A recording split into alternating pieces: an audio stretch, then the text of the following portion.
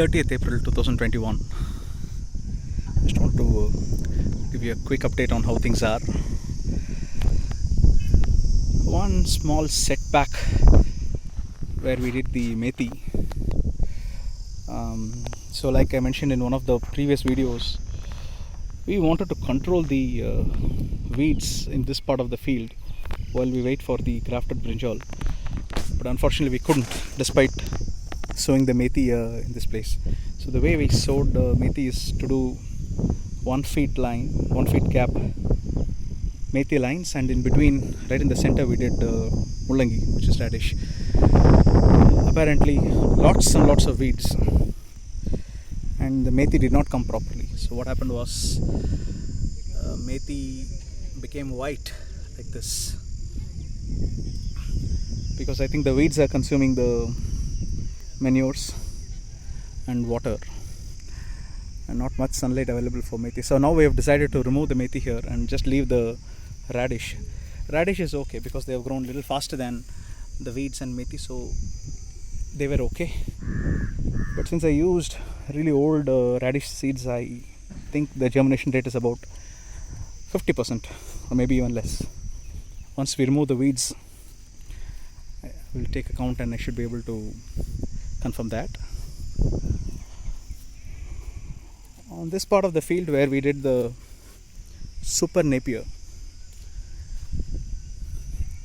it's about 6 weeks now. The Super Napier has come out really well. Co-Force was a failure, like you mentioned. They didn't come properly except for 5 or 6 out of the 150 odd that we planted.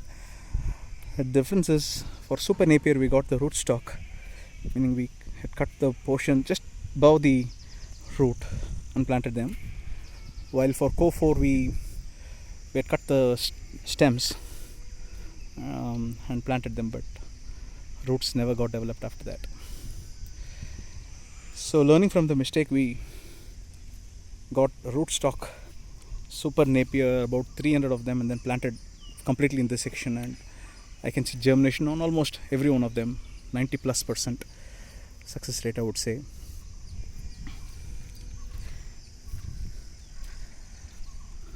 Going back to the lady's finger and beans, in one of my earlier videos I had mentioned beans had a better germination rate compared to lady's finger, but I think that is not true anymore. Out of the 800 odd, maybe even more, probably 900 or 1000 bean seeds that we planted, I did a count and we're having only about 200 to 250, so it's just around 25 to 30% germination rate. On the other hand, lady's finger has a better germination rate, which is about 500 or 550 plants when I counted, compared to the 1000 that we had sown, 10 beds each. So about 55% hit rate. And remember, these are not the hybrid varieties or any of the professionally packed seeds. They are desi seeds. They are called heirloom seeds. I bought it from a friend, and I was told that the germination rate will be not as good as the professionally packed hybrid versions. I'm thinking next time we will try one of them and check the germination rate. I did apply Bijamrita before sowing them, and I think this is the best that we could get. I am giving neem spray once in 2 to 3 weeks to prevent some of the pests, and things seems to be reasonably okay. And we have also given the mulch under the beans plants, as you see. And the benefits of mulching is multifold. One is it saves the water underneath. It doesn't get evaporate too quickly. The temperature just below the mulch is slightly lower than the outside temperature. It prevents weeds or khale around the plant region, and then after some time they get decomposed into compost. So mulching is a fantastic technique in organic farming, and I hope that we can do some more mulch in rest of the plants as well. So we're just waiting for the farmyard waste. So this is all the waste that is remaining after the cows have eaten the ragi grass. Just waiting for some more waste to come, and then we will do the mulching. Here we have planted these sticks, just getting ready for the grafted brinjal. Eventually the hope is grafted brinjal should grow really big in size, and we'll use these sticks to tie them. And we have done this in every alternate bed, meaning row to row we have 9 feet, and when we plant the brinjal it will be 3 feet gap. So we'll have 3 by 9 spacing. So having learnt from the setback from the methi, here on this section, on the beds where there will be no grafted brinjal, we are broadcasting the methi seeds as opposed to doing them with 1 feet line. Let me go a little closer and show.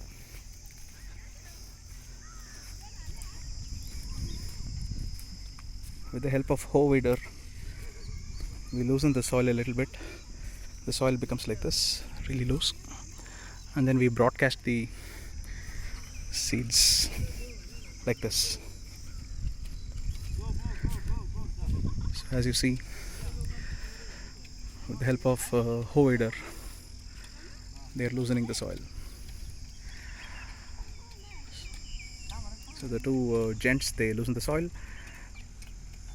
Myself and my farm manager Girish, we broadcast the seeds, and the two ladies, they close the seeds just like this.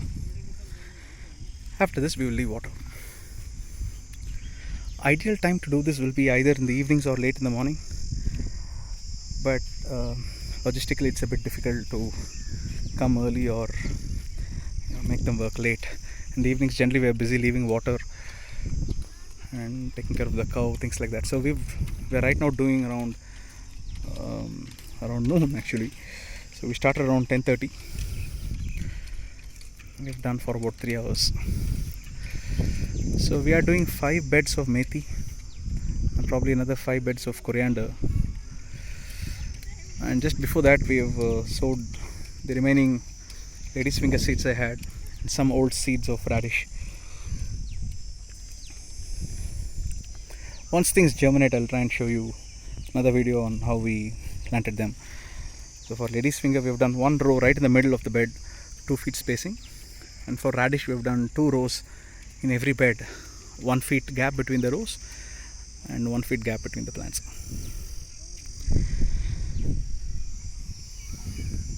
Separately with the farm laborers, so far there's not been much trouble. We've got 2 Nepali families who are relatives, and things seems to be stable for now, except for some superstitious beliefs. People think there are some spirits and ghosts around the farm, which apparently when we discussed with the neighbors, nobody seemed to be aware of these things. Neither do I believe in them, but the people here did say that there's a few things that they are seeing, or sometimes people hear some unwanted sounds in the door, but when they come outside they don't see it. So stories of that sort do exist, and I've decided to install some CCTV cameras. I'll try and do a separate video on that. I bought them in Flipkart. CP plus 4 cameras. I'm planning to just install them around the farm, the labor sheds, and one inside the cow shed. So that's it from me for this time. I'll catch you on a different update later point of time. Bye bye.